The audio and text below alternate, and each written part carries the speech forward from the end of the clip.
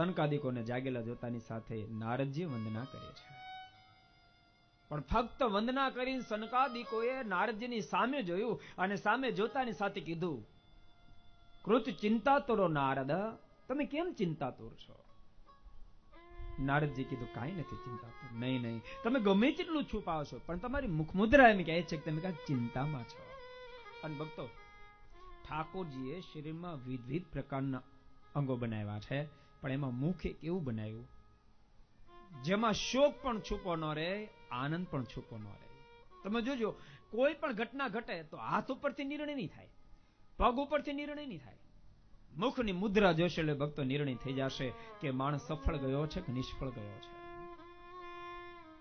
ખેતર વાવણી વાવ્યા પછી 8 દાડા પછી આટો મારવા જાય અને રિટર્ન ઘેરે આવે તો ઘરના સદસ્યોને પૂછવું ન પડે બરાબર ઉગ્યું છે કે નથી ઉગ્યું.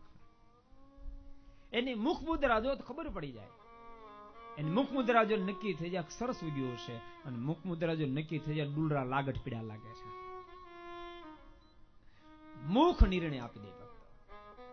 કૃત ચિંતાતુરો નારદ, તમે ચિંતાતુર કેમ છો? શેની ચિંતા છે?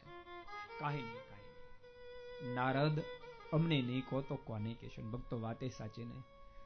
હૃદયની વેદના તો કોઈ સંત પુરુષ પાસે ઠાલવી શકાય, કોઈ મહાપુરુષ પાસે ઠાલવી શકાય. ઠાલવા પછી જ એનો જે નિર્ણય આપે, ઉકેલ કાંઈક લાવે. દુનિયાની પાસે ભક્તો, સાચું કહું છું, દુઃખ કોઈ દી કહેતા જ નહીં. જગતની પાસે તમે દુઃખ ગાશો ને તો તમને મદદ તો નહીં કરે, આખી દુનિયામાં વગોવશે, આખી દુનિયામાં વગોવશે. તમે રૂપિયા આપ્યા સુછી ના આપ્યા, પાછા માગી લેજો ને, દિવાળ ફૂંકવાનો. દુઃખ કહો તો કોઈ સાધુ પુરુષની પાસે કહેજો, કોઈ સંત પુરુષની પાસે કહેજો.